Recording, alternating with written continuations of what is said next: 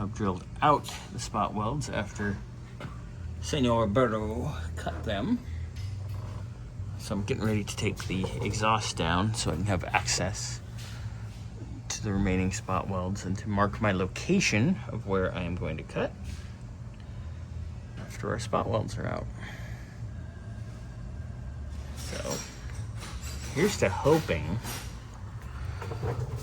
that it's not too rusted past here, but we'll obviously make that determination after we get this panel out here, because once we get it out cut just past here, which is about will be about where that needs to go, we'll be able to find, because it's right, there's a rib right here, That's still leaking. so we'll get it and we'll go from there. All right, so I just drilled out this spot weld right here, and there's another one here. Like, they're doubled up here, but there's rust in there.